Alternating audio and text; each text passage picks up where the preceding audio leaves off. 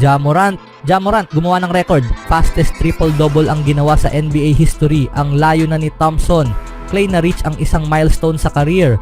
Wembanyama nakapag-record ng kakaibang stat line. At Warriors nagulat sa in-improve ni Jackson Davis.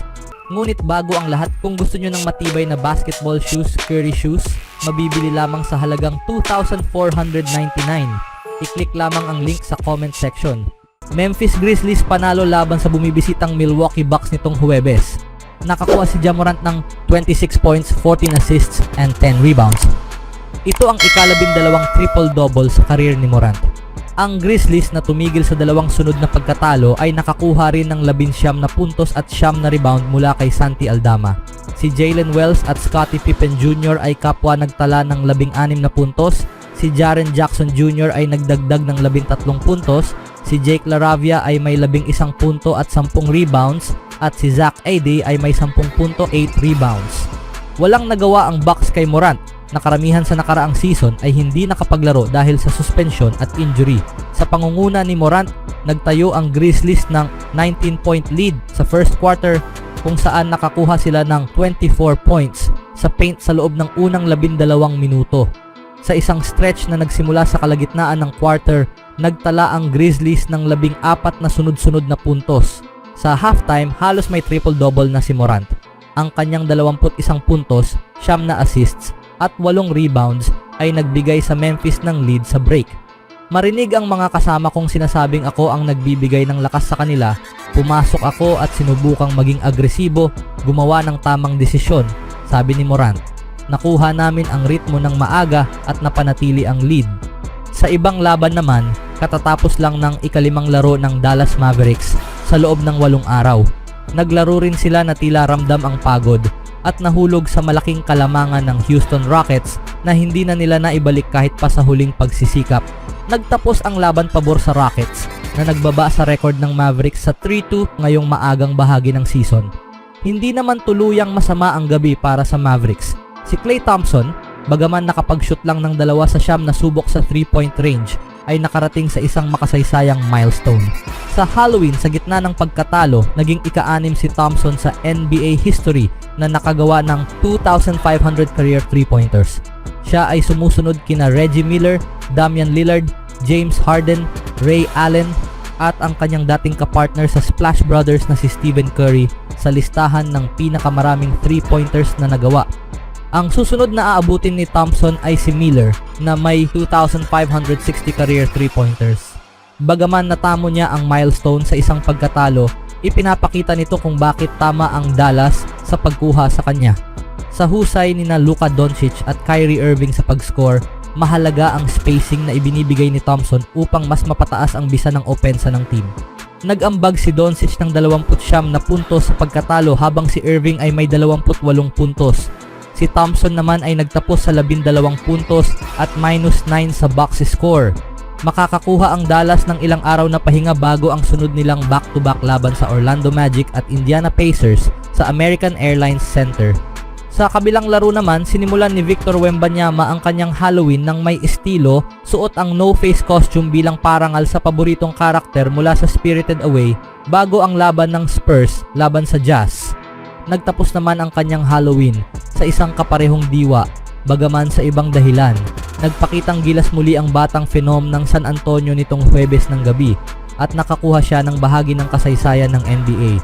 Nagtala si Wembanyama ng 25 points, 9 rebounds, 7 assists, 5 steals and 5 blocks in 34 minutes ng laban kontra Jazz.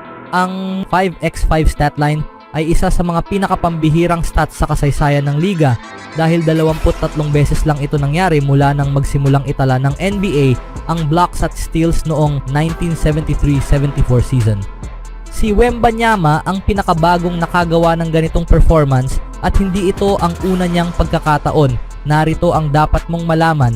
Sumama si Wemby kina Hakeem Olajuwon at Andrei Kirilenko bilang nag-iisang mga player na nagtala ng maraming 5x5 performances sa kanilang career. Ginamit ni Wembanyama ang kanyang malalim na arsenal upang pahirapan ang Utah Jazz, lalo na habang kaharap sina Lauri Markkanen at Walker Kessler.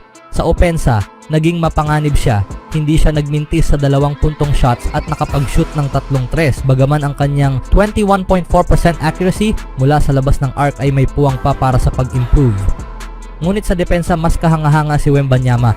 Ang pagkakaroon ng 10 stocks, pinagsamang steals at blocks ay hindi basta-basta, kasama pa rito ang di mabilang na shots na kanyang hinarang at pinabago dahil sa kanyang presensya. Ang lahat ng ito ay nagresulta sa isang malakihang panalo para sa San Antonio. May mahaba-habang tatahakin pa si Wembanyama upang abutin ang record ni Olajuwon na 6 na career 5x5s. Ang Hall of Famer ay nagmamay-ari ng 26.1%, ang kabuuang 5x5 games sa kasaysayan ng NBA, at siya ang tanging player na nakapagtala ng triple-double habang may 5x5 statline. 2 beses niya itong nagawa. Halos makapagtala pa siya ng quadruple-double sa isang laro. Anong masasabi niyo mga kaibigan? Sa ibang balita naman, kahit maganda ang simula ni Trayce Jackson Davis para sa Warriors ngayong season, may hamon si Coach Steve Kerr para sa batang center bago ang panalo kontra sa New Orleans Pelicans sa Chase Center noong Miyerkules.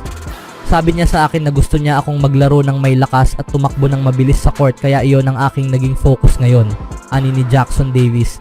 Nakaumpisa ako ng maganda at patuloy na sinubukan kong gawin ang lahat ng kaya ko para makatulong sa team. Malaki ang naitulong ni TJD para sa Golden State.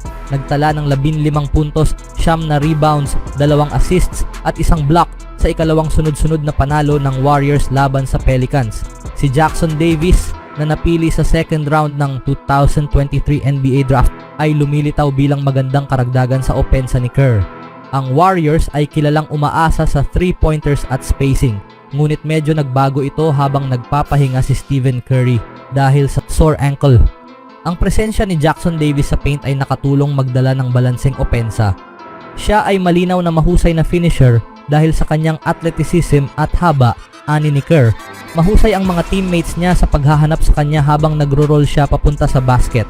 Karamihan ng attempts niya ay malapit sa hoop, kaya mataas ang kanyang porsyento. Yan ang kailangan namin.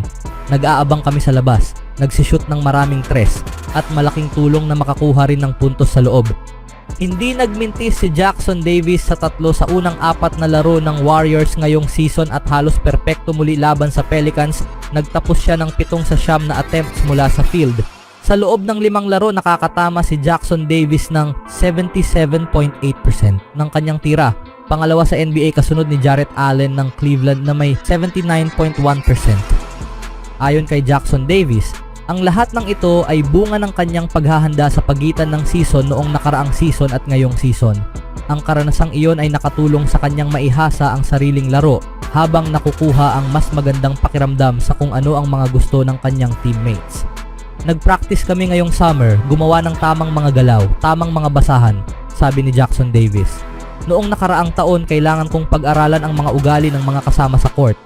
Ngayon sa aking ikalawang taon, mas madali nang i-apply ang mga iyon. Alam ko na ang mga gusto ng mga kasama ko. Kung kailangan kong mag-pass o mag-shoot sa short roll, ito'y bunga ng mga practice at panonood ng film. Nagbigay ng magandang simula si Jackson Davis para sa Warriors. Nakapuntos ng unang 4 na puntos ng team sa isang alley-oop mula kay Brandon Podziemski at isang spin move laban kay Daniel Theis ng Pelicans para sa isang malakas na dunk. Ang koneksyon ni na Brandon at Davis ay nagiging epektibo. 3 sa mga puntos ni Jackson Davis ay nanggaling sa pasa ni Podziemski, habang ang 2 assists ni TJD ay para kay Podziemski. Alam namin ang mga hilig namin sa court, sabi ni Jackson Davis. Palagi siyang naghahanap ng pagkakataong maipasa sa akin. Mahusay siyang gumawa ng mga pass at kailangan niyang ipagpatuloy ito dahil malaking tulong ito sa team. Ganoon din ang masasabi tungkol kay TJD. Ano ang masasabi niyo mga kaibigan? Always do it on my own, so I gotta get through it. And the only thing I know is to love what I'm doing. Never give up, never slow, till I finally prove it. Never listen to the no's, I just wanna keep moving. Keep my head up when I act, head up that's a fact. Never looking back, I'ma keep myself on track.